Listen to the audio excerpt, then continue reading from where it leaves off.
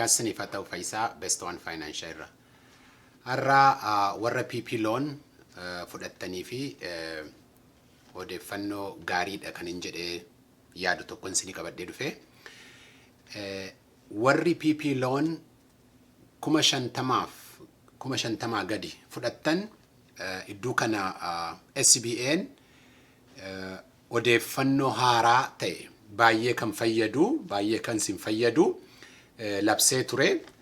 Inni immoo maal inni kana dura PP Loan warri fudhattan liqiin fudhattan kun tola akka ta'uu fi loan forgiveness applicationii gochuun akka isinirra jiru hin beektu turtanii. Egaa PP Loan forgiveness applicationii gochuu fi foormiin turan foormii lamatu ture. Foormiin lamaan sun iyyuu baay'ee complicated kan ta'anidha. Egaa dheengaddaa akka ba'e kanatti foormii 35/8S inni jedhu kuni baay'ee simplified ta'e kan ba'edha. Foormiin kuni isa kana dura ture irraa isa warra kana dura ture wajjin yoo wal cinaa qabnee ilaallu baay'ee simplified kan ta'e peejii tokko irratti kan waan hundumaa guutuu dandeessanidha jechuudha. Egaa kana duwwaa miti waan fooyya'ee dhufe PP Loan forgiveness applicationii kana irratti seera kana dura seera baay'eetu geddarame. Seera kana dura ture irratti yommuu forgivenessiidhaaf yookaan immoo liqii isin fudhattan sun tola akka ta'uuf apply gootanii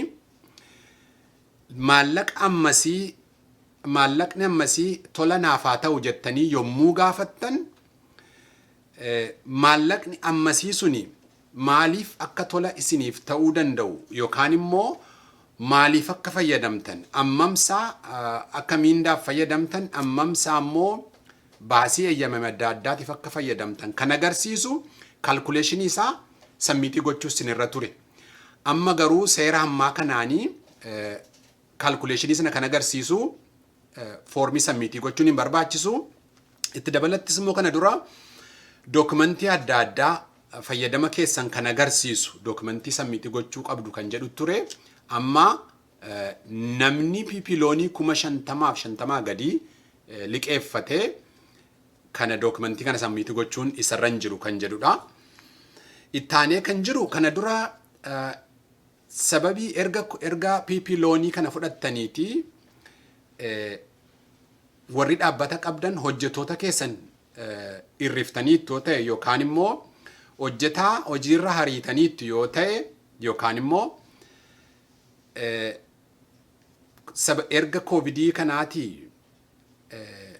miindaa hojjetaa keessanii yookaan immoo hojjetoota keessanii isa duriirra hirriftaniitti yoo ta'e PP Loonii fudhattan kana dhibbaa dhibbatti tola akka hin taane ibsa seerrisa. Tola akka hin taane ibsa. Amma garuu seera haaraa kanaanii warri hojjetoota qabdan hojjetaa kan irriftaniitti yoo ta'e yookaan immoo kafaltii hojjetaa irriftaniitti yoo ta'e loonii fudhattan sana keessaa kan tola hin taane hin jiru. Guutummaa guutuutti utuma hojjetaa irriftaniitti ta'e iyyuu yookaan immoo kafaltii hojjetaa irriftaniitti ta'e iyyuu guutummaa guutuutti liqii fudhattan sana tola akka ta'u labsaa jechuudha. Egaa yommuu foormii kana guunnu yookaan immoo maallaqa hammamtuu tola nuu ta'uu danda'a isa jedhu yommuu murteessinu waan lama ilaallaa jechuudha. Kuni maali? Yoo liqii kana PP Loonii kana Juun 5 2020 booda fudhanne ta'e filannoo lama qabna. Filannoon kuni tokkoffaa maallaqa liqii fudhanne sana torbee 8 fayyadamuu hin dandeenya yookaan immoo torbee 24 fayyadamuu ni dandeenya jechuudha. Egaa lamaan kana keessaa tokkoosaa filannaa jechuudha. Yoo torbee 24 fayyadamne ta'e liqii fudhanne sana torbee 24 keessatti fayyadamne ta'e ammamtuu forgivable nu ta'a isa jedhu yommuu murteessinu yookaan immoo ammamtuu tola nuu ta'a maallaqa fudhanne keessaa liqii fudhanne keessaa hammamtuu tola nuu ta'a isa jedhu yookaan immoo forgiveness amount isa jedhu sana irratti yommuu determine goonu yookaan immoo determine gochuufi tax return keessan 2019 schedule C line 31 irra deemtanii line 31 irra deemtanii maallaqa line 31 irra jiru sana torbee 52 erga hirtanii booda torbee 8 baay'iftu yoo liqii fudhattan sana torbee 8 fayyadamtan ta'e yookaan immoo torbee 8 keessatti fayyadamtan ta'e maallaqa schedule C line 31 irra jiru sana torbee 52 hirtu isaa booda torbee 8 baay'iftanii forgivable loaniin keessan hanga sana ta'a jechuudha. Yoommoo liqii fudhattan sana torbee 24 fayyadamtan ta'e yookaan immoo torbee 24 keessatti fayyadamtan ta'e maallaqa schedule C line 31 irra jiru sana ji'a 12 hirtanii erga ji'a 12 hirtanii booda 2.5 baay'iftanii maallaqa argamu sana tola akkasinii ta'uuf forgivable loan amount sayedhu kan immoo forgiveness amount sayedhu sanarratti guuttuu jedhudha. Waan nama dubbadhu kana mee foormii sana foormii 35 duwwaa 8S sana wajjin guutnee haa ilaallu. Magarsiitiin si fudhadha. Alright, kun wati kanadha. Foormii nan sila jedhaa ture. PP Loan Forgiveness Application Form 35 duwwaa 8S jedha. Egaa addana kanarratti akkuma isiniin jedhee peejii tokko duwwaadha. Peejii tokko duwwaa irratti waan hunduma isaa xumurraa asirratti maqaa keessan barreessitu, adreesii keessan yookaan biizinesii keessan DBA doing business as maqaa biraa qabattee biizinesii keessan asitti barreessitu. Social security yookaan immoo EIN asirratti barreessitu. Addana kanatti SCBA PP loan numberiin jira. Addana kanatti PP loan amount dha. Kun eessa argama yoo jettanii 2019 tax return schedule C line 31 irratti total gross income dha kun. Total gross income schedule C line 31 irra kan argamudha. Fakkeenyaaf kanarra kan schedule C irra line 31 irra 80 jira. Egaa liqiin fudhadhe kana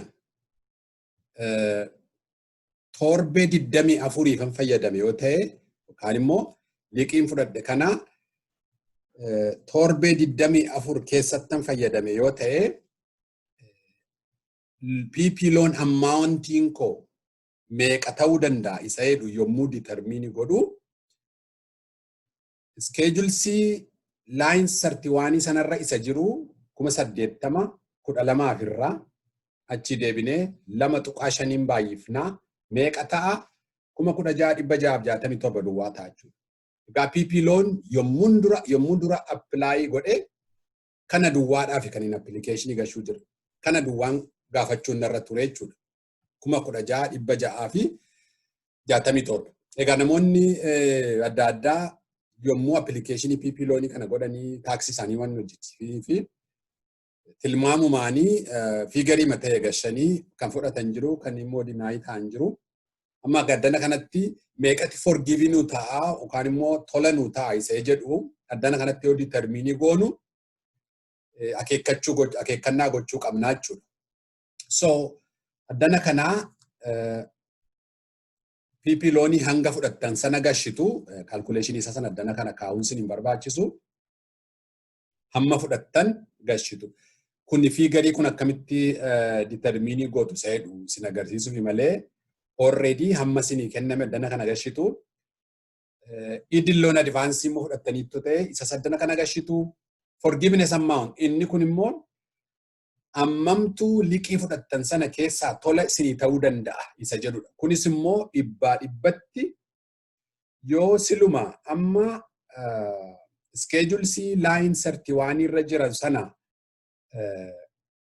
12 ji'a 12 2.5 baay'iftanii gaafattanii yoo ta'e forgiveness amountiin keessanis isuma ta'achuudha. So tokkoffaa asirratti kan akeekkannaa gochuu barbaadanii forgiveness amountii kana biratti torbee 24 fayyadamtanii isa hedduudha. Torbee 24 fayyadamtanii yoo ta'e ammam ta'uu danda'a isa hedduu akkasittiin murteessitu. Schedule C line 31 sanarraa 80 jira yoo ta'e fakkeenyaaf 12 firtuu 2.5 baay'iftanii kana ta'a. Yoommoo torbee 8 duwwaadhaaf fayyadamtan ta'ee liqiisa fudhattan sana kuni kana ta'uu dhiiseetu maal ta'a?